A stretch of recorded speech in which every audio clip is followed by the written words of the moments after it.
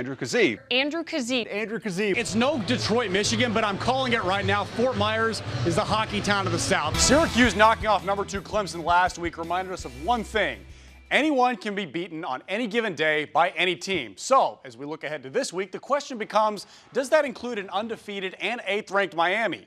Are the Canes on upset alert as they face Syracuse? To understand how difficult it is to be a two-way player in baseball, consider this. Brendan is the only guy in the minors who's being developed as both a pitcher and a hitter. Now, you know the old saying, it takes a village to raise a child? Well, it also takes a village of patient coaches to help Brendan even attempt this. Hey guys, yeah, just outside JetBlue Park. It's very, very quiet. Just myself, a few early birds and stragglers, and of course, the statues depicting the retired numbers of former Red Sox greats. Of course, myself and them will soon be joined by a plethora of Red Sox and Twins fans. Now I'm leaning up against this railing to casually mention to you that thing right there, that's the 2012 Kelly Cup banner. An assistant on that team, Brad Tapper, the current head coach of the Adirondack Thunder.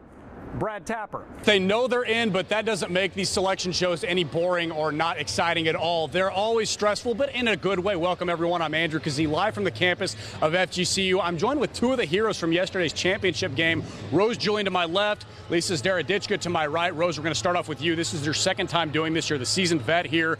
Does this ever get old, or does the elation still stick around for these things? I wouldn't say it get old. It just gets more exciting. At what point did you realize, or at what age did you realize that racing as a career was an option for you? I didn't realize. I still haven't realized it, man. I mean, to be honest. Well, you're clearly making progress. And 2 years ago, we did a story on you. Morgan Francis did it. And you told her that Xfinity, you're focusing on learning. And at the time, you said you didn't even know what you needed. Yeah. What did you come to find out that you needed? And how have you gone about attaining that thus far? Yeah, I needed a lot. And I still need more. Yeah, that's right, Amanda. I mean, it's only a trip to the state championship on the line as Naples takes on, as you mentioned, Miami Northwestern in the state semifinals. Now, if that sounds familiar for Naples fans, or for that matter, Northwestern fans, it's because this is a rematch of last year's state semifinals, one that didn't end particularly well for Naples. In fact, it ended horribly. They lost 42-7, and it ended their season. Melinda, the Everblades could have clinched the Kelly Cup as soon as Wednesday in Colorado. But where's the fun in that? Look behind me. This place is absolutely insane. It's going to get even more insane, too. And Brad Ralph even admitted there's a small part of him that is kind of glad that they get the chance to clinch in front of what quickly became a sold-out crowd here at Germain Arena. However, small part is the operative two words of that last sentence. It's always better to clinch sooner rather than later, but that's not where the chips fell. So here we are, Game 7. And quite frankly, the Everblades will take it.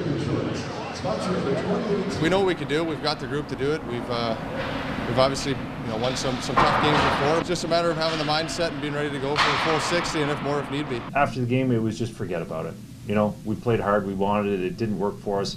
The best thing we can do now is to forget about it and forget about it quickly. We've rebounded well in the past when we've all been flat, and we expect we need everyone to have their best tomorrow night.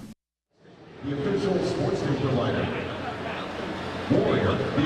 Now, you just heard Brad Ralph say that they've done a good job of bouncing back whenever they've played flat. What he means by that, the Everblades have yet to lose back-to-back games in this postseason run. Now, I don't know if that's been said out loud very many times in the Blades locker room, but if it has, I'm sure it's followed up with a gigantic knock on wood. Keep it with Wink Sports for the conclusion of this epic series coming up later tonight on Wink Sports at 11. Okay, so the one loss was not enough to get the Florida Everblades shaking in their boots heading into Game 5 this afternoon in Orlando. They still had a 3-1 lead over the Solar Bears. 3 chances to win 1 game, just like the Solar Bears had last year against the Everblades. Andrew, and the offense is really clicking. That's right, 13 goals in the last 2 games, and that's really convenient because, as you guys know, in order to win, you have to score more yes, than you the do. other team. That's my hot take of the day. Andrew's here with all the details. That's right. It kind of feels like a foregone conclusion that they're going to win, but here's the thing, though, guys. It's not. Andrew, this is always a welcome time of year. Yeah, ECHL Kelly Cup Finals, that's spring training, that's all well and good, but there's just something special about Friday nights. Sure. 2 things ring true about Port Charlotte senior Marvell Napoleon. He loves Port Charlotte football.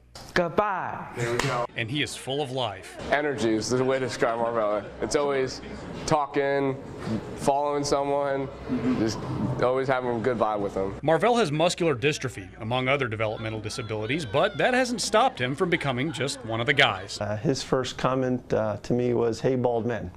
That's what he called me. That's how he has addressed me and continues to address me today. Last December, Marvell's teachers wanted him to socialize with people outside of his regular support group. Where to put him wasn't difficult to figure out. Who's your favorite football team? Pirates. The Pirates? Mm-hmm. Do you have an NFL team or a college team? Or? Nope. Just the Pirates. Just the Pirates. That also came with his own VIP spot on the sidelines for games. I think what he enjoys the most is the atmosphere on Friday night. To really have that, first row seat at the football game and be able to support the Pirates, which he loves. The idea was to put Marvell outside of his comfort zone to help him grow. But no one counted on him having that same effect on others. He never comes in feeling sorry for himself or pouting or mad at anybody. No matter what's going on in his life, he comes in and he's positive, and that permeates throughout our coaching staff and throughout our players. I think we've gained more from Marvell than Marvell's gained from us. Andrew Keesee, Wink Sports. Welcome back, everyone. It was fun while it lasted, but the FGCU men's tournament run ended in the first round. Gosh, if there was just something else that Eagle Hoop fans could look to, Oh, right, the women are in the tournament as well. Like the men, Carl Smesco's 13-seeded group will face a cross-state opponent. The University of Miami is ranked 16th in the nation and comes into this one as a 4-seed. The Canes are making their 6th tournament appearance in the last 7 years. FGCU knows they come in as the underdog, and they're okay with it. We're going to try to have a plan to win. And, I think our players believe that they're capable of doing something special. It's really big. We're a mid-major and we're going to play. We have all the opportunity to show how good we are right now. I don't think people know a lot about Florida Gulf Coast, but we've been the underdog all season. FGCU faces the same challenge their male counterparts did last night. The U is a big team. 8 players stand at 6 feet or taller.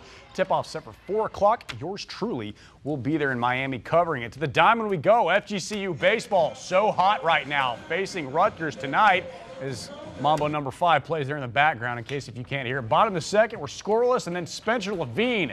He's stylish and he saves a lot of money because he shops at the Gap. 1 run scores. It's 1-0 FGCU. A few batters later, we got Richie Garcia. He too visits the left center gap. Another run comes across. It's now 2-0 Eagles. Bottom of the third, it's now cut to 2-1. Levine back at the dish. Scary moment there as he rips it back to John O'Reilly. It goes off his back. FGCU takes a 3-1 lead. O'Reilly is down, but he watches a lot of hockey because he gets back up and stays in the game. He pitches a total of 5 innings. However, FGCU goes on to win 5-2. Speaking of hockey, Everblade's in town facing Orlando. It was 90s night at Germain Arena, so you got a bunch of people wearing plaid shirts, wrapped around their waist. They also played Mambo number 5 there in the game at some point in Germain. Zach Cameras hammers that one home off of a sick feed. Makes it 2-0 Everblades. First period still. Same score. Blades on the job. The tick, the tack, and the toe. Brandon O'Donnell. He has got a bomb of a one-time shot. Buries that one. Makes it 3-0. Blades win 3-2. If Cincinnati loses out in Alaska, Florida clinches a playoff spot. That is if you're looking at sports. Wink News will be right back.